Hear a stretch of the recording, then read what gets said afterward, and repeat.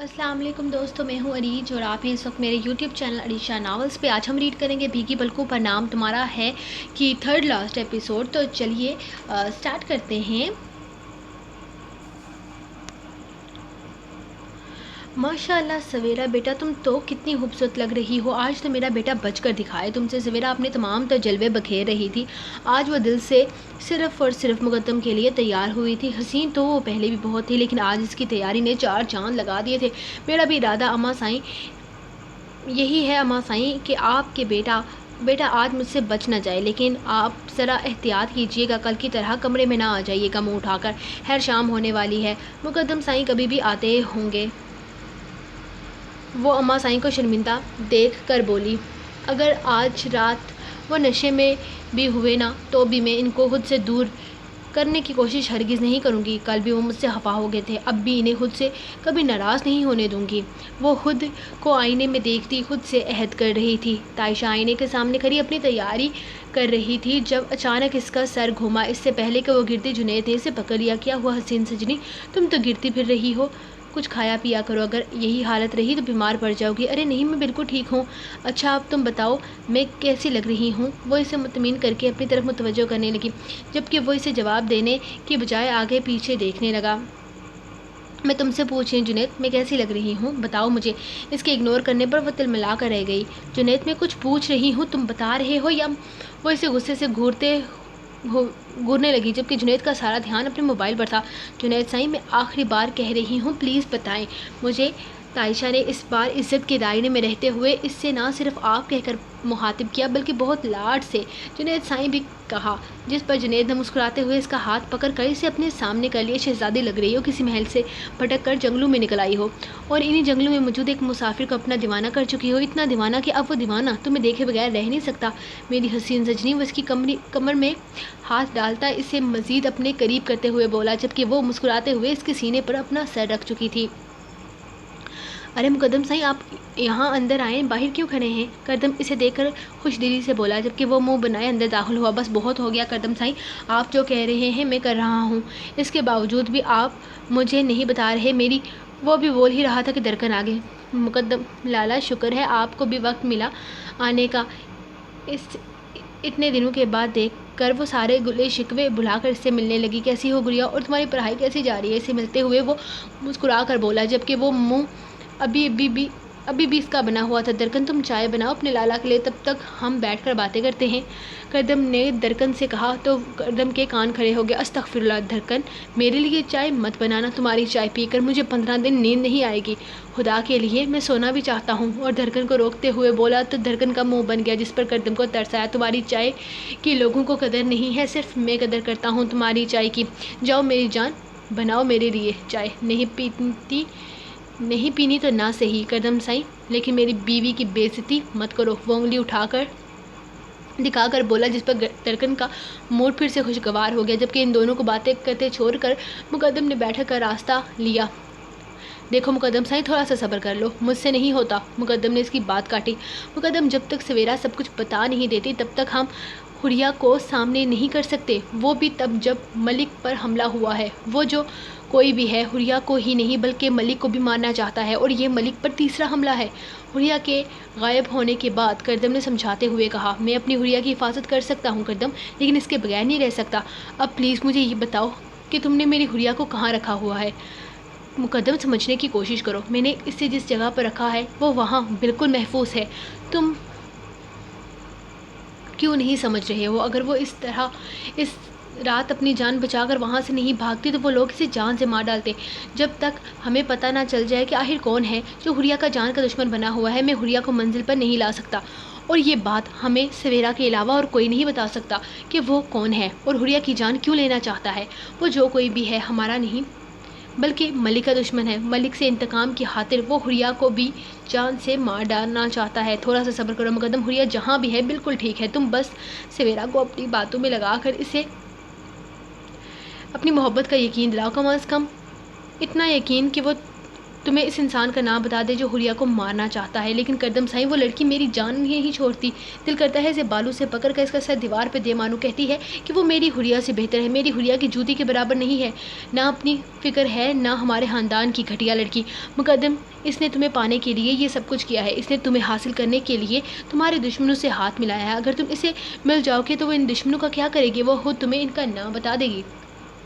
تم بس اپنی پلاننگ تیار رکھنا، جیسا ہم نے سوچا ہے بالکل ویسا ہی ہونا چاہیے، اس بارے میں کسی کو کانوں کان خبر نہیں ہونی چاہیے۔ اب کہاں جا رہے ہو؟ کردم کے بولتے بولتے وہ اٹھ گیا تھا۔ جا رہا ہوں آوارہ گردی کرنے، کم از کم گھر تو نہیں جاؤں گا، آج رات وہ چڑیل میری عزت لوٹ لے گی۔ مقدم نے اتنی معصوم شکل بنائی کہ جیسے ساری دنیا کی معصومیت اسی پر ختم ہوتی ہے، جبکہ اس کی بات پر کردم کا کہکا بلند ہوا تھا اور کچن میں کھڑی دھڑکن گھبرا کے رہ گئی۔ دونوں بھائی جب ساتھ ہوتے تھے انہیں کیا دورے پڑتے تھے، وہ بھربھراتے ہوئے چائے کپ میں اڈالنے لگی۔ وہ خاموشی سے گھر سے نکلا، کسی سے بھی کچھ بھی کہے بنا اپنے کام پر چلا گیا۔ سارا دن مزدوروں کے ساتھ اسکول کی بلڈنگ پر لگے رہنے کے بعد اس نے گھر کا راستہ لیا، لیکن گھر جانے کے بجائے وہ سامنے والے دروازہ کھٹکھٹاتے ہوئے زاہد سے کہنے لگا، زاہد مجھے تمہارا بائک چاہیے ذرا۔ کردم کے کہنے کی دیر سے زاہد بھاگتے ہوئے بائک کی چابی لا کر اسے دینے لگا۔ میں تقریباً 1 گھنٹے میں واپس آ جاؤں گا، وہ زاہد کو کہتے ہوئے بائک لے کر نکل گیا تھا۔ وہ کہاں جا رہا تھا جنید نہیں جانتا تھا، بس اسے یقین تھا کہ وہ حریہ کے معاملے میں اتنا بے خبر نہیں رہ سکتا جتنا وہ جانتا تھا۔ یہ غلط ہے اور ایسا نہیں کرنا چاہیے، لیکن پھر بھی کردم کا پیچھا کرنا بہت ضروری تھا۔ راستے میں ایک بار کردم نے اپنی بائک روکی اور ہر طرف دیکھا اور کسی کو نہ پا کر مطمئن سا ہو کر آگے کی طرف جانے لگا۔ اس کی نظریں اس سے اوجھل ہوتے ہی جنید نے اپنی بائک نکالی اور اس کے پیچھے نکل گیا۔ کچھ ہی دیر میں کردم ایک چھوٹے سے مکان کے سامنے کھڑا تھا۔ دروازہ کھٹکھٹایا تو ایک بوڑھی عورت باہر نکلی۔ وہ کردم کو اس طرح سے پیار کر رہی تھی جیسے اس کی سگی ماں ہو۔ کردم اس سے محبت وصولتا اندر چلا گیا، جبکہ جنید وہیں بائک کچھ فاصلے پر روکے اس گھر پر نظر رکھے ہوئے تھا۔ تھوڑی ہی دیر میں کردم واپس آیا، اس عورت سے ملا اور پھر بائک پر بیٹھ گیا۔ اس بوڑھی عورت کو خداحافظ کرنے کے بعد اس نے دروازے کی طرف ہاتھ ہلایا تھا۔ یقیناً دروازے کے پیچھے بھی کوئی تھا، لیکن کون، یہ جنید نے جاننا تھا۔ سائیں میں یقین سے کہہ سکتا ہوں کردم سائیں جہاں گئے تھے وہاں 2 لوگ تھے۔ جنید کیا تم اس عورت کو جانتے ہو جو کردم سے مل رہی تھی؟ دادا سائیں نے بے صبری سے پوچھا۔ نہیں سائیں، عورت کو میں نہیں دیکھ پایا، اس نے بہت بڑی چادر کر رکھی تھی، میں فاصلے پر تھا، لیکن اس بات کا مجھے یقین ہے کہ اندر کوئی تو موجود تھا۔ اگر آپ کہیں تو میں ابھی آپ کو اس جگہ پر لے کر چلوں گا، جنید نے فوراً کہا، جبکہ کوئی اور تھا جو دروازے پر ان کی ساری گفتگو سن رہا تھا۔ ٹھیک ہے جنید، مجھے اسی وقت اس جگہ پر لے کر چلو۔ دادا سائیں کے کہنے پر جنید فوراً اٹھ کر گاڑی کی طرف بھاگا تھا۔ سائیں، زاہد کا موٹر سائیکل کھڑا ہے، اس کا مطلب ہے کہ کردم سائیں اس وقت یہاں بھی موجود ہیں، وہ یہاں روز آتے ہیں، کچھ تو خاص ہے یہاں۔ جنید نے گاڑی سے نکلتے ہوئے ان کی سائیڈ کا دروازہ کھولا۔ کھٹکھٹاؤ دروازہ، ہم بھی تو دیکھیں یہاں ایسا کیا خاص ہے۔ اپنے پیچھے مقدم کی آواز سن کر دادا سائیں نے بے ساختہ اس کی طرف دیکھا۔ تم یہاں کیا کر رہے ہو؟ مقدم سائیں سے اپنے پیچھے دیکھ کر وہ پوچھنے لگی، وہی جو آپ کر رہے ہیں، کردم سائیں کا پیچھا۔ چلو دروازہ کھٹکھٹاؤ، اس نے کہتے ہوئے جنید کو حکم دیا۔ دادا سائیں کا اشارہ ملتے ہی وہ دروازے کی جانب بڑھا اور اس سے پہلے کہ وہ دروازہ کھٹکھٹاتا کسی نے دروازہ کھول دیا۔ دادا سائیں، جنید، مقدم سائیں، آپ لوگ یہاں کیا کر رہے ہیں؟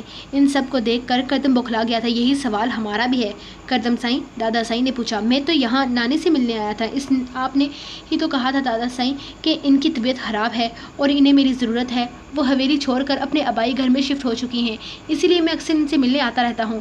اور کون کون رہتا ہے یہاں؟ دادا سائیں اس کی بات سے متاثر نہیں ہوئے تھے۔ اور کوئی نہیں، بس میری نانی رہتی ہیں اور ان کی ایک نوکرانی بھتیجا ہے، میں نے مل لیا ہے اپنی نانی سے، چلیں حویلی چلتے ہیں۔ کردم نے راستے کی طرف اشارہ کیا۔ کردم سائیں، ہم یہاں تک آئے ہیں تو آپ کی نانی سے مل کر جائیں گے۔ کیوں دادا سائیں؟ مقدم اس کی بات کو اگنور کرتے ہوئے آگے بڑھا۔ وہ سو گئی ہیں مقدم سائیں۔ کردم نے اس کے سینے پہ ہاتھ رکھتے اسے دروازے سے پرے کرنا چاہا۔ اچھا؟ مقدم اچھا کو گھسیٹتے ہوئے دلکشی سے مسکرایا۔ میری حریہ جاگ رہی ہوگی، چلیں اس سے مل کر چلتے ہیں یا اسے اپنے ساتھ لے کر چلتے ہیں۔ مقدم نے اس کا ہاتھ اپنے سینے سے ہٹاتے ہوئے ایک بار پھر سے دروازے کی طرف قدم بڑھائے۔ مقدم سائیں، حریہ یہاں اندر نہیں ہے، اماں سائیں نے باہر آ کر کہا۔ یہاں صرف میں اور میری ایک ملازمہ رہتی ہیں اور عورتوں کا گھر ہے، اس طرح آپ اندر نہیں آ سکتے۔ آپ تو کہہ رہے تھے کردم سائیں کہ نانی سو رہی ہیں اور یہ تو جاگ رہی ہیں، اور ماشاءاللہ سے ان کی طبیعت بھی کافی صحیح لگ رہی ہے۔ جب مجھے 1.5 ماہ پہلے ان سے ملا تھا تب وہ کافی نڈال لگ رہی تھی، لیکن آج خوبصورت اور صحت مند نظر آ رہی ہیں۔ بس نوازے سے ملنے کا اثر ہے، پھر ملاقات ہوگی۔ وہ دروازہ بند کرنے لگی تو مقدم نے بیچ میں اپنا ہاتھ رکھ دیا۔ آپ کو اتنی جلدی کیوں ہے ہمیں یہاں سے بھیجنے کی؟ آپ تو ایسے گھبرا رہی ہیں جیسے کوئی چوری کرتے ہوئے پکڑی گئی ہوں۔ مقدم بدتمیزی مت کرو، دادا سائی نے ٹوکا۔ تو آپ ان سے کہیں کہ سیدھے طریقے سے میری حریہ کو میرے حوالے کر دے تاکہ میں یہاں سے چلا جاؤں، مقدم نے دادا سائی کو گھورتے ہوئے کہا۔ یقیناً ان کے بیچ میں مداخلت اسے پسند نہیں آئی تھی۔ وہ کہہ رہی ہیں کہ حریہ اندر نہیں ہے، چلو یہاں سے۔ اس کی بدتمیزی کو دیکھتے ہوئے دادا سائی نے فی الحال یہاں سے جانا ہی بہتر سمجھا۔ تو کیا کہتی ہیں آپ، حریہ اندر نہیں ہے؟ وہ انہیں دیکھ کر کہنے لگا تو انہوں نے نفی میں سر ہلایا۔ مقدم ہاں میں سر ہلاتا ہوا گاڑی کے پاس آیا۔ سب نے سکون کا سانس لیا۔ وہ واپس جانے کے لیے تیار ہو چکا تھا، لیکن گاڑی میں بیٹھنے کے بجائے وہ گاڑی کی ڈگی کی طرف گیا اور اگلے ہی لمحے وہ لوہے کا راڈ نکالتا واپس وہیں پر آ کر رکا۔ مقدم یہ راڈ یہاں کیوں لے کر آئے ہو؟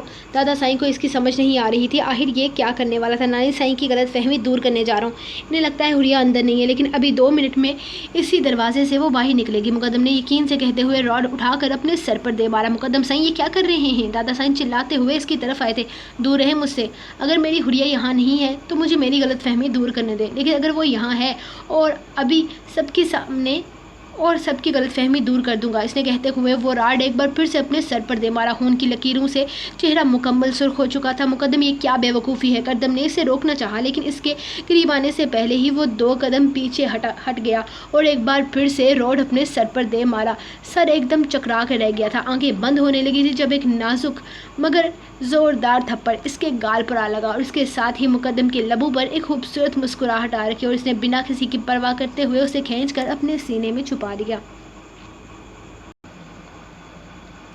چھوڑے مجھے، میں کہتی ہوں مقدم سائی کوئی تعلق نہیں ہے میرا آپ سے، آپ کو چھوڑ کے آئی ہوں میں یہاں۔ جا رہے ہیں اسی چڑیل کے ساتھ۔ وہ اسے خود سے دور کرنے کی کوشش کرتی جبکہ مقدم سب کچھ بھول بھلائے اسے اپنے سینے میں چھپائے ہوئے تھا اور دادا سائی کو اس کے خون کی فکر کھائی جا رہی تھی اور کردم جنید کو گھور رہا تھا جو انہیں یہاں تک لایا تھا۔ کردم سائی اگر آپ مجھے پہلے بتا دیتے تو میں ایسی غلطی نہ کرتا، وہ نظریں چرا کر بولا، جبکہ آج کل کردم کا پہلی دفعہ اسے تھپڑ لگانے کو دل کر رہا تھا۔ بس کرو بے شرمو، یہ سب کچھ اپنے کمرے میں کیا کرو۔ وہ مقدم کو شرم دلاتے ہوئے انداز میں بولے۔ حریہ بیٹا اندر لے کے چلو اسے اور اس کے سر پر کچھ باندھو، کتنا خون ضائع ہو گیا ہے اس کا۔ نہیں، ہمیں کہیں نہیں جانا، حریہ میرے ساتھ چلے گی۔ مقدم اسے اپنی باہوں میں لیے اپنے بہتے ہوئے خون کی پرواہ کیے بغیر بولا۔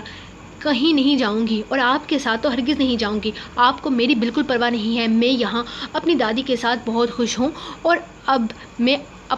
وہ اب بھی اپنا آپ چھڑواتے اپنا دوپٹہ اس کے سر پر باندھتے ہوئے خون روکنے کی کوشش کرتی۔ حریہ میں نے کہا نا میں تمہیں سب کچھ بتا دوں گا، تو پھر اس طرح سے گھر چھوڑ کے آنے کا کیا فائدہ؟ تم گھر چلو، جو کہو گی میں کروں گا، مجھے کچھ نہیں جاننا، بس تم میرے ساتھ رہو۔ اس کا ہاتھ زبردستی پکڑے وہ اسے اپنے ساتھ لے جانے لگا۔ ہاں آپ کے ساتھ گھر چلوں تاکہ آپ جا کر اس چڑیل کے ساتھ رہیں اور مجھے کوئی بھی آ کر قتل کر جائے، اگر اس رات وہاں سے نہیں آتی تو وہ آدمی مجھے مار ڈالتا۔ آپ کو اندازہ بھی ہے کہ اس کے پاس کتنا بڑا چاقو تھا۔ آپ تو اپنی شادی شدہ زندگی میں بہت خوش ہیں نا، آپ کو کیا پرواہ کہ میرا کیا ہو رہا ہے، میرے ساتھ کیا ہو رہا ہے؟ کوئی مجھے جان سے مار دینا چاہتا تھا، میں یہاں ٹھیک ہوں مقدم سائی، اور وہ اب بھی اپنا آپ چھڑوا رہی تھی۔ میں تمہاری حفاظت کروں گا حریہ، میں تم پر آنچ بھی نہیں آنے دوں گا۔ بس آخری بار میرا یقین کر لو، میں تمہیں اس نکاح کی بھی وجہ بتا دوں گا۔ گھر چلو، میں تمہیں سب کچھ بتاؤں گا۔ ہاں بیٹا گھر چلو، ہم نے تمہارے بغیر وہ گھر کبھی نہیں دیکھا، اسی لیے تمہاری کمی شدت سے محسوس ہوتی ہے کہ ہمیں تو رات بھر نیند ہی نہیں آتی۔ اس بار دادا سائی نے التجا کی تو وہ خاموش ہو کر کردم کو دیکھنے لگی۔ ٹھیک ہے، اگر آپ لوگوں کو لگتا ہے کہ حری گھر میں محفوظ رہے گی تو مجھے وہاں لے جانے میں کوئی اعتراض نہیں ہے، لیکن مجھے اعتراض ہے اگر میں گھر جاؤں گی تو مقدم سائی سے میرا کوئی تعلق نہیں ہوگا۔ دماغ خراب ہو گیا ہے کیا؟ ایک لگا کے ساری عقل ٹھکانے لگا دوں گا، تعلق نہیں کی بچی، مقدم نے اس کی بات کاٹتے ہوئے کہا۔ مقدم سائی آپ بھول گئے ہیں، آپ ایک جگہ کسی اور کو دے چکے ہیں گھر میں، اور ایک سوتن کے ساتھ میں ساری زندگی نہیں گزار سکتی۔ اس کے انداز نے حریہ کو غصہ دلا دیا تھا۔ ٹھیک ہے تم گھر تو چلو، باقی سب کچھ ہم بعد میں طے کر لیں گے۔ فی الحال وہ حریہ کی شکل دیکھ کر بہت خوش تھا، اسی لیے اسے بالکل نہیں چھیڑنا چاہتا تھا۔ آگے اس کے ساتھ رہنا یا نہ رہنا وہ مقدم نے گھر جا کر طے کر لینا تھا، اور ویسے بھی اسے اپنی حریہ کے پاس جانے سے خود حریہ بھی نہیں روک سکتی تھی۔ فی الحال اس کے لیے اتنا ہی کافی تھا کہ وہ بالکل ٹھیک ہے اور گھر چل رہی ہے۔ ویسے بھی حریہ اس کے خاندان کی وہ پہلی عورت تھی جس نے اپنے شوہر پر ہاتھ اٹھایا تھا۔ آپ یہاں کیا کر رہے ہیں؟ انہیں اپنے گھر دیکھ کر حیدر کو غصہ آ رہا تھا. ان کی شکل نہ دیکھنی پڑے صرف اس لیے تو وہ تائشہ سے ملنے اس کے گھر تک نہیں گیا تھا، ورنہ اس سے پہلے وہ جب بھی پاکستان آتا تائشہ سے ملنے ان کے گھر ضرور جاتا تھا. تم سے ملنے آئی ہوں حیدر. تم پاکستان آئے اور اپنی ماں سے ہی نہیں ملے. کون سی ماں؟ کس کی ماں؟ وہ جو 20 سال پہلے دولت کے لیے مجھے چھوڑ کر چلے گی، یا وہ ماں جو دولت کے لیے اپنی بیٹی کو دن رات مارتی ہے؟ مجھے سمجھ نہیں آ رہا. کیا آخر آپ کا پلان فیل کیسے ہو گیا؟ وہ تو خدا کا لاکھ لاکھ شکر ہے کہ میری بہن کو جنید پسند آ گیا اور اس نے شادی کر لی، ورنہ تو آپ میری بہن کا ساری زندگی استعمال کرتی اس دولت کے لالچ میں. ایسا نہیں ہے حیدر، میں تو صرف تمہیں اور تائشہ کو ایک بہترین زندگی دینا چاہتی ہوں. میں یہ سب کچھ تم دونوں کے لیے کیا، اور میں بہت جلد تائشہ کو اس جنید سے طلاق دلوا کر واپس حویلی لے آؤں گی اور اس کی شادی کردم سے کرواؤں گی. رضوانہ نے صفائی پیش کرنے والے انداز میں کہا. خدا کے لیے اماں صحیح، اب لالچ کو ہماری بہتری کا نام مت دیں اور جینے دیں ہمیں. تائشہ کے ساتھ اب کچھ غلط مت کیجیے گا. وہ جنید کے ساتھ بہت خوش ہے اور پلیز اسے خوش رہنے دیجیے.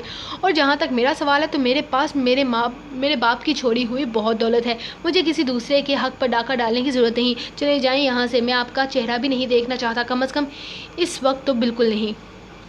وہ کہتے ہوئے وہیں سے اندر چلا گیا اور اپنے آپ کو لاک کر دیا. 20 سال سے وہ اس در پر واپس نہیں آئی تھی. آج اپنے بیٹے کی چاہت انہیں یہاں کھینچ لائی تھی، لیکن وہ پھر بھی اندر نہ گئی کیونکہ ان کا ارادہ تائشہ کے پاس جانے کا تھا.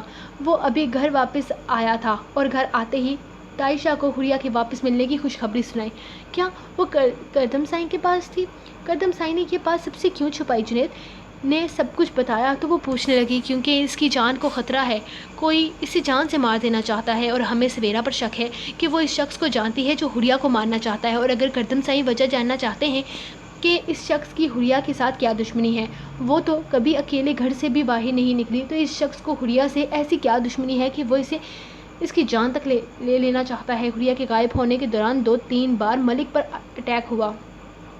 سب کو لگتا ہے کہ وہ صرف حریہ کی نہیں بلکہ ملک کا بھی دشمن ہے. ویسے خوشبو بڑی پیاری آ رہی ہے. کیا بنایا ہے؟ اسے پریشان دیکھ کر جنید اس کا دھیان بٹانے لگا تو وہ مسکرائی. میں نے اچار گوشت بنایا ہے، ابھی روٹیاں ڈالتی ہوں، مل کے کھائیں گے. تائشہ مسکرا کر اٹھی جبکہ جنید نے اس کا ہاتھ تھام کر اسے اپنی طرف کھینچ لیا. آج میں تمہیں بتایا نہیں تم کتنی پیاری لگ رہی ہو. اس کے چہرے سے بال ہٹاتا اس کا چہرہ اپنے ہاتھوں میں لیے اور شرارتی انداز میں بولا. جنید کی نظریں اس کی آنکھوں سے ہوتی چھوٹی سی ناک پر ٹھہری تھی اور پھر لبوں سے ہوتے ہوئے اپنے دشمن اس قاتلانہ دل پر. اس سے پہلے کہ وہ اس دل کو اپنی ظلم کا نشانہ بناتا کوئی بنا اجازت اندر داخل ہوا تھا. پل میں تائشہ کا رنگ سرخ پڑتے زرد پڑنے لگا. مجھے میری بیٹی سے اکیلے میں بات کرنی ہے، تم ذرا باہر جاؤ. رضوانہ اسے حکم دینے والے انداز میں بولی تو وہ احتراماً مسکرا کر اٹھا. ٹھیک ہے، آپ دونوں بات کریں، میں آپ کے لیے چائے لے کر آتا ہوں. ضرورت نہیں ہے، میں بس اپنی بیٹی سے بات کرنا چاہتی. تم اپنی شکل دفا کرو یہاں سے. وہ غصے سے بولی. ان کے انداز پر غصہ تو جنید کو بھی بہت آیا ہے، لیکن ان کا احترام کرنا اس پر فرض تھا کیونکہ وہ اس کے لیے ماں کا مقام رکھتی تھی. اندر چلو، انہوں نے تائشہ کو اشارہ کیا. جب تائشہ ڈرتے ہوئے اندر کی طرف قدم بڑھائے تھے اور اس کے ساتھ ہی اس کا سر گھوم کر رہ گیا. اس سے پہلے کہ وہ گرتی باہر کی طرف جاتی جنید نے فوراً سے اسے تھام لیا تھا. تائشہ کیا ہوا ہے اسے؟ اس کا سارا بدن ٹھنڈا پڑ رہا تھا اور دیکھتے ہی دیکھتے وہ بدحواس ہو گئی. کیا ہے تم نے میری بیٹی کے ساتھ؟ کیا ہوا ہے اسے اچانک؟ رضوانہ دہاڑتے ہوئے بولی. معاف کیجیے گا بیبی جی، مہربانی فرما کر اس وقت آپ جائیں، میں اسے ڈاکٹر کے پاس لے کر جانا چاہتا ہوں. وہ بھی بنا لحاظ بولا اور تائشہ کے وجود کو اپنی باہوں میں بھرتا اسے اٹھا کر باہر نکل گیا. اکبر، جب بیبی جی چلی جائیں تو میرے گھر کو تالا لگا دینا. جنید کہتے ہوئے آگے بڑھ گیا. اس کا ارادہ ڈیرے پر جا کر وہاں سے گاڑی نکالنے کا تھا تاکہ وہ اسے ہسپتال لے کر جا سکے. دادا سائیں حریہ کا ہاتھ تھام کر اسے اندر لائے. سویرا جو ادھر سے ادھر ٹہل رہی تھی مقدم کا انتظار کر رہی تھی، اسے دیکھ کر شاکڈ رہے گی. بابا سائیں، یہ یہاں کیا کر رہی ہے؟ یہ تو یہاں سے چلی گئی تھی نا. گھر چھوڑ کر نازیہ کو حریہ کو دیکھ کر غصہ آ گیا تھا. اسے ہم لائے ہیں نازیہ بہو، یہ ہمارے گھر کی بہو ہے، ہماری بیٹی ہے. خدا کا لاکھ لاکھ شکر ہے کہ یہ صحیح سلامت ہے اور واپس آ گئی ہے. آخر ہم نے اسے ڈھونڈ نکالا اور اب سے یہ یہیں پر رہے گی اور کوئی بھی اس سے کوئی سوال نہیں کرے گا. لیکن مقدم سائیں، سویرا نے کچھ کہنا چاہا. جب دادا سائیں نے ہاتھ اٹھا کر اسے خاموش کروا دیا. ہماری نواسی کا مقدم سائیں سے کوئی تعلق نہیں ہے اور خبردار جو مقدم سائیں اس کے قریب بھی بٹکے.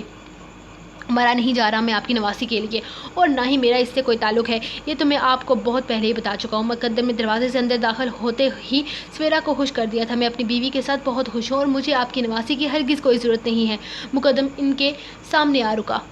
اور نہ ہی مجھے آپ کی. اور وہ کہہ کر اپنے کمرے کی طرف جانے لگی. کمرے کی طرف قدم بڑھاتے ہوئے حریہ کے کان میں آواز آئی تھی. مبارک ہو مقدم سائیں، آپ باپ بننے والے ہیں. پھپھو سائیں جو کہتی باہر कहीं बाहर गई हुई थी, अंदर दाखिल होकर मुस्कुराते हुए इसकी तरफ आकर इसे मुबारकबाद देने लगी, जबकि मुकद्दम शॉक्ड था इन तीनों औरतों को देख रहा था। सवेरा नजर झुकाए अपनी शक्ल पर उदासी से जाए जमीन को घूर रही थी। खैर मुबारक, आपको मुबारक, ये तो बहुत खुशी की बात है।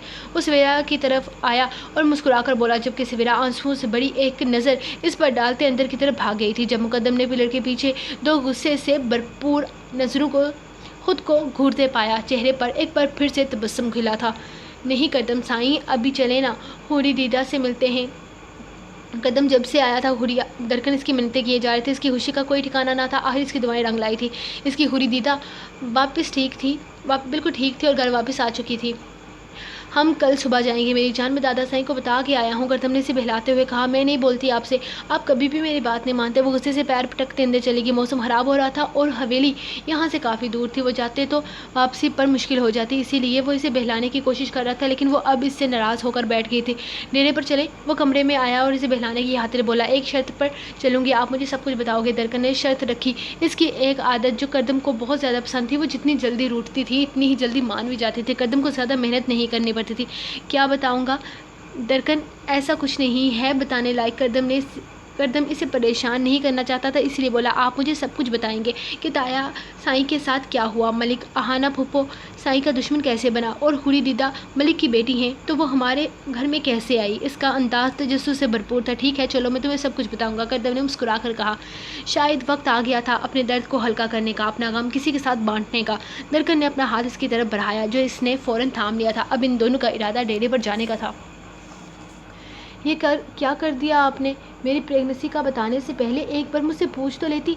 सवेरा इनके कमरे में आई और गुस्से से बोली। वो कब से अपने कमरे में मुकद्दम के आने का इंतज़ार कर रही थी, लेकिन बाहर आने पर इसे पता चला कि मुकद्दम को कोई ज़रूरी काम था, जिसकी वजह से वो वापस चला गया है। मुकद्दम को घर पर ना पाकर वो फ़ौरन इनके कमरे में आई थी, क्योंकि मुकद्दम के सामने तो वो उदास होने का ड्रामा करना था। सवेरा, तुमने ही तो कहा था कि जब भी हुरिया वापस आए, जिन भी हालात में वापस आए, मैं तुम्हारी प्रेगनेंसी की झूठी खबर फैला दूँ, ताकि मुकद्दम को तुम्हारी तरफ मुतवज्जो करने में आसानी रहे। ओहो, ये क्या कर दिया आपने? ये करने से पहले मुझे एक बार बता तो देती। आज रात ही तो मुकद्दम साईं मेरे पास आने वाले थे, मैं इन्हें अपना बनाने वाली थी, और आपने सब कुछ बिगाड़ दिया। अब इनके सामने मुझे फिर से उदासी का नाटक करना होगा, लेकिन कोई बात नहीं, आज रात तो मैं इन्हें हासिल करके रहूँगी।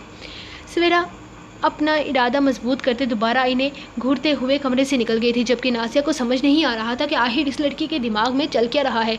सवेरा कमरे में वापस आई तो मुकद्दम भी इसी वक्त आया था। वो मुस्कुरा कर इसे देखा। मुझे माफ़ कर दो सवेरा, मैं तुम्हारे जज्बात समझे बगैर तुम्हें ये रिश्ता निभाने पर फोर्स कर रहा था। मैंने एक बार तुम्हारा एहसास नहीं किया कि यह सब कुछ तुम्हारे लिए कितना मुश्किल है। एक नई ज़िंदगी की शुरुआत करना तुम्हारे लिए कितना मुश्किल है, मैं समझ सकता हूँ।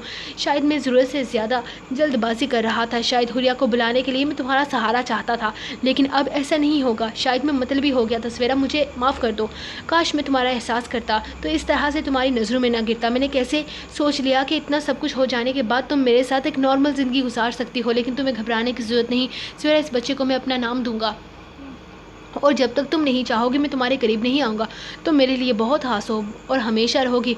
वो आहिस्ता आहिस्ता बोलता कदम उठाते हुए बिल्कुल उसके पास आ रुका। ऐसी बात नहीं है मुकद्दम साईं, मैं इस रिश्ते के लिए तैयार हूँ और मैं आपके साथ अपनी नई ज़िंदगी की शुरुआत करना चाहती हूँ। सवेरा ने समझाना चाहा। नहीं सवेरा, तुम्हें मेरे लिए इतना कुछ करने की ज़रूरत नहीं है। मैं तुम्हारे जज्बात समझ सकता हूँ। इस वक्त तुम्हारे लिए ये सब कुछ बहुत मुश्किल है, और मैं तब तक तुम्हारे साथ ये रिश्ता कायम नहीं कर सकता जब तक तुम पूरे दिल से राज़ी ना हो, और तुम्हें आराम की ज़रूरत है। तुम इस तरह से खड़ी क्यों हो? आओ यहाँ बैठो। वो इसका हाथ थाम कर इसे ज़बरदस्ती बेड पर बिठा गया। तुम यहाँ आराम करो, बाहर मेरे कमबख्त दोस्त आए हुए हैं, मुझे ज़बरदस्ती अपने साथ लेकर जाना चाहते हैं, लेकिन मैं कोशिश करूँगा कि मैं जल्दी वापस आ जाऊँ। तुम अपना बहुत सारा ख्याल रखना। वो मुस्कुरा कर इसका गाल थपथपाता कमरे से निकल गया था। सवेरा काफ़ी देर बैठ कर खुद पर लानत भेजती रही, फिर उठकर बाहर जाने लगे। जब इसे एहसास हुआ कि दरवाज़ा तो लॉक है, इसने बहुत कोशिश की, यहाँ तक कि दरवाज़ा काफ़ी देर तक खटखटाती रही, लेकिन बाहर शायद कोई भी नहीं था। ये दरवाज़ा अटक कैसे गया, वो खुद से कहती। वापस आकर बेड पर लेट गई। आज का दिन ही मनहूस था। एक तो मैं अपना फ़ोन कमरे में छोड़ के आ गई, और दूसरा ये हुरिया घर वापस आ गई। ये तो शुक्र है कि हुरिया और मुकद्दम का आपस में कोई ताल्लुक़ नहीं है, वरना ये सब कुछ कितना मुश्किल हो जाता। लेकिन अब मुकद्दम साईं सिर्फ मेरे हैं, आज नहीं तो कल से ही। सवेरा सोचते हुए आहिस्ता से आंखें मूंद कर अपने आने वाली ज़िंदगी के हसीन ख्वाब देखने लगी। इस नदी पर मेरी अम्मा साईं अपनी सहेलियों के साथ आई थी, और यहाँ से मेरे बाबा साईं ने इन्हें पहली दफ़ा देखा था और फिर देखते ही रह गए। फिर अक्सर यहाँ वो पानी भरने के लिए अपनी सहेलियों के साथ आती, और फिर बाबा साईं को एक दिन इनके وقت کا اندازہ ہو گیا۔ بابا سائی ہر روز اسی وقت پر ان کا انتظار کرتے تاکہ ان کی ایک جھلک دیکھ سکے۔ ایک دن ان سب کی خبر دادا سائی کو ہو گئی اور انہوں نے اپنے بیٹے کی خواہش کا احترام کرتے ہوئے فوراً ان کے گھر میں رشتہ ڈالا، لیکن ملک نے یہ کہہ کر انکار کر دیا کہ وہ پہلے سے ہی منگنی شدہ ہیں، جبکہ یہ بات جھوٹ تھی۔ اور بابا سائی نے ایک دن اماں سائی کو راستے میں روک لیا اور ان سے منگنی کے بارے میں پوچھا تو انہوں نے سچ کہا کہ ان کی کوئی منگنی نہیں ہوئی اور اگر وہ ان کا رشتہ چاہتے ہیں تو ان کے گھر رشتہ لے کر جائیں۔ بابا سائی نے ایک بار پھر سے دادا سائی کو منا کر ان کے گھر بھیجا اور پھر نا امید لوٹ آئے۔ اسی دوران ایک دن پتہ چلا کہ ملک زبردستی اپنی بہن کی شادی کسی سے کروا رہا ہے اور یہ خبر اماں سائی نے اپنے ایک نوکر کے ہاتھوں بابا سائی تک پہنچائی تھی اور نکاح سے ٹھیک کچھ دیر پہلے ہی بابا سائی اور دادا سائی ان کے گھر پہنچ گئے۔ اماں سائی کی رضامندی پوچھنے پر انہوں نے شادی سے انکار کر دیا اور اسی وقت ان کا نکاح بابا سائی سے کروا دیا گیا اور انہیں اپنے ساتھ حویلی لے آئے۔ اس بات کے بعد ملک کی بہت بے عزتی ہوئی اور کسی کو منہ دکھانے کے قابل نہ رہا۔ اسے لگتا تھا کہ اسے بدنام کرنے میں سب سے بڑا ہاتھ ان کی اپنی بہن کا ہے، اسی لیے وہ کچھ عرصہ گاؤں چھوڑ کر امریکہ چلا گیا اور پھر 7 سال بعد واپس آیا جب میں 6 سال کا تھا، جب اچانک ایک دن پتہ چلا کہ اہانا پھپھو کالج سے واپس آتے ہوئے کڈنیپ ہو گئی ہیں۔ بابا سائی کا پہلا شک ہی ملک تھا اور ان کے گھر پہنچتے پتہ چلا کہ ان کا نکاح ملک سے ہو چکا ہے۔ جب ہنگامہ ہوا تو ملک نے کہا کہ اہانا خود بھاگ کر آئی ہے اور اہانا پھپھو نے بھی اس بات کو قبول کر لیا۔ دادا سائی کو اس دن بہت دکھ ہوا۔ وہ گھر واپس لوٹ آئے تو اپنے آپ کو ایک کمرے تک محدود کر لیا۔ پھر انہیں نوکروں سے پتہ چلا کہ ملک اہانا پھپھو کو دن رات مارتا ہے، طعنے دیتا ہے، لیکن دادا سائی نے یہ کہہ دیا کہ اہانا کی اپنی غلطیوں کا نتیجہ ہے۔ پھر ہمیں 3 سال بعد پتہ چلا کہ ملک یہاں بیٹی ہوئی ہے اور اس سے کچھ دن پہلے ہی اہانا پھپھو آدھی رات کے وقت ایک چھوٹی سی بچی کو اپنے ہاتھوں میں لیے گھر میں داخل ہوئی اور انہیں آ کر یہ بتایا کہ ملک دادا سائی اور ان کے تینوں بیٹوں کو قتل کرنے کی سازش کر رہا ہے، اور انہوں نے اپنے اوپر بیتی ساری داستان سنائی کہ ملک نے کس طرح سے انہیں دن رات مارتا پیٹتا ہے اور کس طرح اس نے ان سے زبردستی نکاح کیا۔ اس نے ان کے سامنے یہ شرط رکھی کہ اگر انہوں نے اس رشتے سے انکار کیا تو وہ انہیں کسی کے سامنے منہ دکھانے کے قابل نہیں چھوڑے گا۔ اور پھپھو کے کہنے کے مطابق اسی رات حویلی پر حملہ ہوا جس میں چاچا سائی اور بابا سائی، اہانا پھپھو اور پھوپھا سائی کا قتل ہوا اور ملک 19 سال سے اپنی بیٹی کو دیکھنے کے لیے تڑپتا رہا۔ دادا سائی نے حویلی ہریا کو اسے واپس نہ دیا، بس یا اور کچھ بھی جاننا ہے۔ درکن جو ندی کی لہروں کو دیکھتے اس کی باتیں سن رہی تھی، کردم کے پوچھنے پر اسے دیکھنے لگی۔ تو آپ کی ماما کہاں ہیں؟ درکن نے اگلا سوال پوچھا، جس پر کردم مسکرا دیا۔ میری اماں سائی بابا سائی ایک دوسرے سے بہت محبت کرتے تھے۔ اماں سائی اس سے اتنی محبت کرتی تھی کہ ان کی چوتھے دن تک ہی سانس نہ لے سکی۔ چلو بارش ہونے والی ہے، گھر چلتے ہیں۔ کردم اسے جواب دیتے ہوئے اٹھا اور اس کا ہاتھ تھام کر گھر کے راستے چل دیا، جبکہ درکن خاموشی سے اپنی کیٹی کو ہاتھ میں لیے اس کے ساتھ چلتی رہی۔ مبارک ہو، یہ ماں بننے والی ہیں، لیکن دھیان رکھیے گا یہ بہت کمزور ہیں اور آپ کو ان کا بہت خیال رکھنا ہے۔ ڈاکٹر نے تائشہ کو مکمل چیک اپ کرنے کے بعد بتایا۔ جنید کی خوشی کی تو کوئی انتہا نہ تھی۔ وہ اس کے پاس بیٹھا بس اس کا حسین چہرہ دیکھے جا رہا تھا، جبکہ تائشہ ہر تھوڑی دیر کے بعد اس کا چہرہ اپنے ہاتھوں میں لے کر دوسری طرف پھیر دیتی اور جنید شرارتاً اسی وقت اپنی نظریں دوبارہ اس کے چہرے پر ٹکا دیتا۔ جنید، ہم اپنے بیبی کا کیا نام رکھیں گے؟ وہ دونوں گھر واپس آ رہے تھے جب تائشہ نے پوچھا۔ اس کے انداز میں اس کی خوشی جھلک رہی تھی۔ میری حسین سجنی، ابھی تو پورے 8 مہینے پڑے ہیں، آرام سے سوچیں گے۔ جنید نے مسکرا کر کہا۔ نہیں، میں نے سوچا ہے سائم نام رکھیں گے۔ سنیا آپی کے ناول کے ہیرو کا نام ہے، آپ کو پتہ ہے وہ اتنا ہینڈسم ہے۔ میرا بیٹا بالکل ویسا ہی ہوگا، تائشہ نے اندازہ لگاتے ہوئے کہا، جبکہ اس کے بچکانہ انداز پر وہ مسکراتے ہوئے گاڑی کو گاؤں کے کچی سڑک پر ڈال چکا تھا۔ نازیہ مقدم کے کمرے میں آئی تو کمرہ باہر سے لاک تھا۔ وہ پریشانی سے دروازہ کھول کر اندر داخل ہوئی تو سویرا سامنے بیڈ پر لیٹی ہوئی تھی۔ یہ دروازہ کس نے باہر سے بند کیا تھا؟ وہ اسے دیکھ کر پوچھنے لگی۔ پتہ نہیں، شاید اٹک گیا تھا، کھولنے کی کوشش کی لیکن کھلا نہیں، سویرا نے اٹھ کر بیٹھتے ہوئے کہا، جبکہ اس وقت ان کے کمرے میں آنے کی وجہ جاننا چاہتی تھی۔ تم نے پوچھا مقدم کے سر پر کیا ہوا ہے؟ اسے چوٹ کیسے لگی ہے؟ میں نے پوچھا تو ٹال گیا، کچھ نہیں، بس چھوٹا سا ایکسیڈنٹ ہوا ہے۔ مجھے تو کافی گہرا زخم لگتا ہے۔ مجھے بھی یہی بتایا ہے انہوں نے۔ خیر، اتنی بڑی بات نہیں ہے، آپ تو بس ذرا سی بات پر پریشان ہو جاتی ہیں، اتنا گہرا زخم نہیں ہے، میں نے دیکھا ہے، وہ ٹھیک ہیں اور اس وقت اپنے دوستوں کے پاس گئے ہوئے ہیں۔ سویرا نے ٹالتے ہوئے کہا۔ تمہارا کام بنا؟ اب وہ اس سے پوچھنے لگی۔ نہیں، آپ کی وجہ سے سب کچھ گڑبڑ ہوگی۔ رضوانہ پھپھو کو بھی بہت جلدی تھی مجھے پریگننٹ کرنے کی۔ فی الحال آپ جائیں، میں آرام کرنا چاہتی ہوں، وہ بدتمیزی سے کہتی لیٹ گئی تھی، جبکہ اس کا یہ انداز نازیہ کو بالکل پسند نہیں آتا، لیکن وہ بنا کچھ کہے اٹھ کر باہر چلی گئی۔ اپنے کمرے کی کھڑکی پر بار بار دستک سن کر حریہ کھڑکی کھولنے پر مجبور ہو گئی تھی۔ یہ تو وہ جانتی تھی کہ باہر کون ہے، لیکن وہ وہاں سے اس شرط پر یہاں آئی تھی کہ مقدم سائیں سے اس کا کوئی تعلق نہیں رکھے گی، اور اب رات کے اس وقت مقدم سائیں سے ملنے یہاں تک آ گئے تھے۔ یہ تو وہ بھی پہلے سے ہی جانتی تھی کہ وہ چاہے جتنا بھی مقدم کو منع کر دے، اس سے پیچھے نہیں ہٹے گا۔ اس کے سر پر بہت شدید چوٹ لگی تھی، وہ خود بھی اس سے ملنا چاہتی تھی، لیکن فی الحال وہ اسے احساس دلانا چاہتی تھی کہ مقدم نے غلطی کی ہے۔ وہ کیسے کسی اور کو اپنی بیوی کا مقام دے سکتا ہے، چاہے جو بھی ہو، وجہ جو بھی ہو، یہ کرنے کی کیا تک بنتی ہے۔ فی الحال وہ اسے معاف کرنے کا بالکل کوئی ارادہ نہیں رکھتی تھی، لیکن اب دستک کی آواز تیز ہوتی جا رہی تھی، جس کا مطلب تھا کہ وہ ساری رات کھڑکی کھٹکھٹاتا رہے گا، لیکن وہاں سے جائے گا نہیں۔ لیکن حریہ نے مجبور ہو کر کھڑکی کھولی، کانوں میں روئی ٹھوس کے بیٹھی تھی۔ کیا کب سے کھٹکھٹا رہا ہوں، آواز نہیں آ رہی تھی؟ پیچھے ہٹو، مجھے اندر آنا ہے۔ وہ کافی جھنجھلایا ہوا تھا۔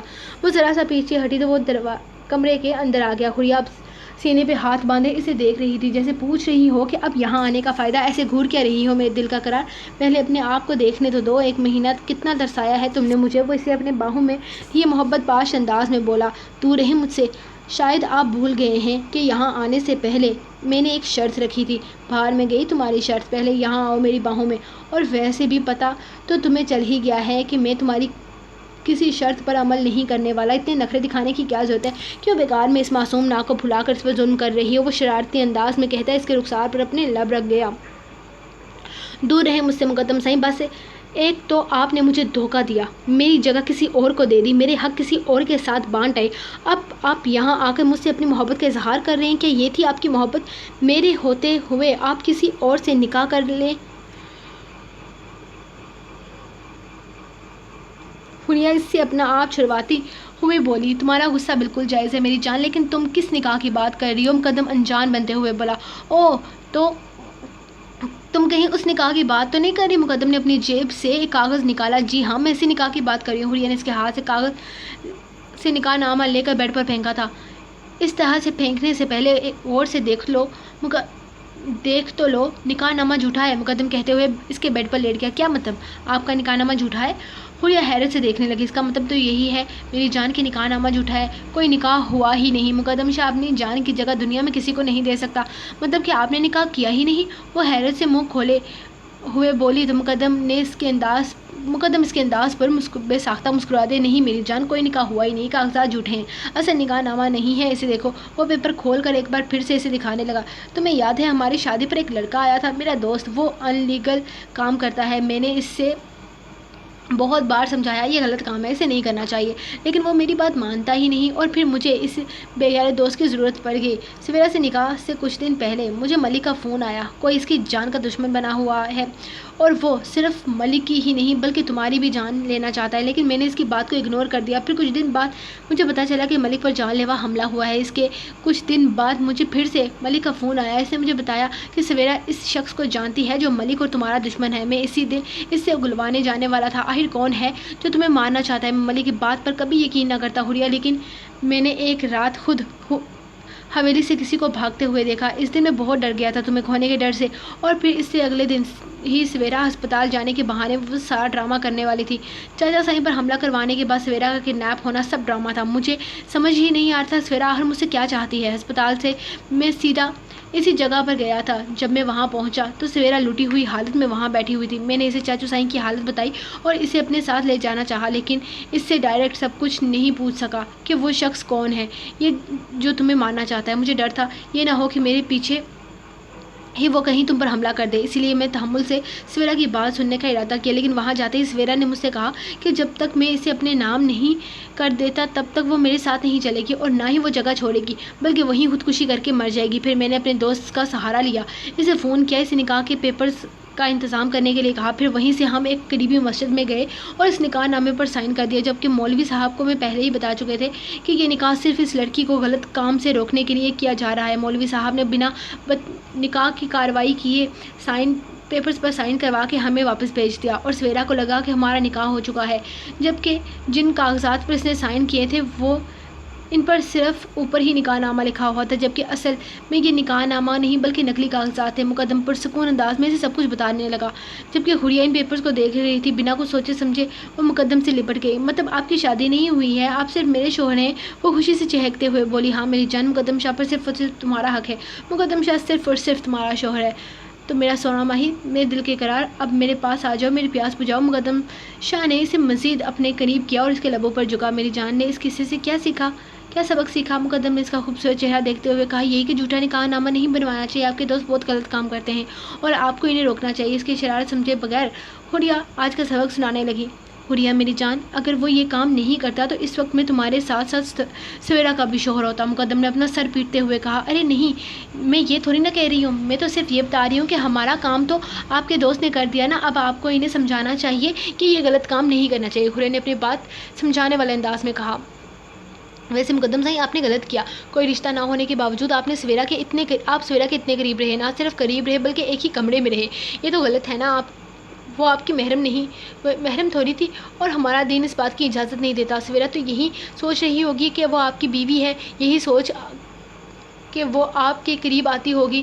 ذرا سوچیں کہ جب اسے یہ پتہ چلے گا کہ آپ کے لیے نامحرم ہے تو وہ اپنی ہی نظروں میں گر جائے گی۔ ابھی تھوڑی دیر پہلے ہی سویرا سے زیادہ برا اسے کوئی نہیں لگ رہا تھا، لیکن اب اسے اسی کی فکر ہونے لگی تھی۔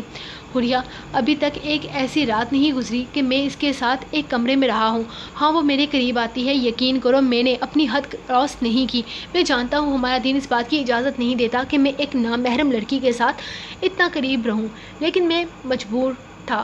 حوریہ، مجھے میری بیوی کی جان بچانی تھی، اور جہاں تک بات ہے سویرا کی، تو اسے اپنی نظروں میں گرنے کی تو تم اس بات کی بالکل فکر نہ کرو۔ سویرا اتنی گری ہوئی ہے کہ تم کبھی سوچ بھی نہیں سکتی۔ وہ صرف مجھ سے محبت کا دعویٰ کرتی ہے۔ سچ تو یہ ہے کہ اس نے مجھے کبھی چاہا ہی نہیں، اسے بس میری شکل پسند تھی، اور صرف میری ہی نہیں بلکہ دنیا کا کوئی بھی خوبصورت مرد اسے پسند ہوگا۔ کل اگر اسے مجھ سے اچھا اور مجھ سے زیادہ خوبصورت دکھنے والا شخص مل گیا تو وہ اس کے پیچھے بھاگنے لگے گی۔ یہاں آنے سے پہلے بھی اس کا ایک بوائے فرینڈ ولیم پلکس اور اس کے ساتھ اتنی آگے جا چکی تھی کہ اس کے بچے کی ماں بننے جا رہی تھی۔ یہ پریگننسی کی باتیں جھوٹی نہیں ہیں حوریہ، اور یہ بات میں نکاح والے دن سے ہی جانتا ہوں۔ جب میں اسے ہسپتال لے کر گیا، اس کی حالت اتنی خراب تھی کہ میں نے اسے چیک کروایا۔ تم جانتی ہو ڈاکٹر نے باہر آ کر مجھ سے کہا کہ مجھے اس کا خیال رکھنا چاہیے، وہ پریگننٹ ہے، لیکن میں اس دن بھی کچھ نہیں بولا کیونکہ تم سے زیادہ امپورٹنٹ میرے لیے کچھ نہیں تھا۔ میں کسی بھی طرح سے سویرا کو اپنے جال میں پھنسا کر اس شخص تک پہنچنا چاہتا ہوں جو تمہاری جان لینا چاہتا ہے۔ میرے لیے سب سے اہم تم ہو، اور تمہارے بعد میں آتے ہیں باقی سب لوگ۔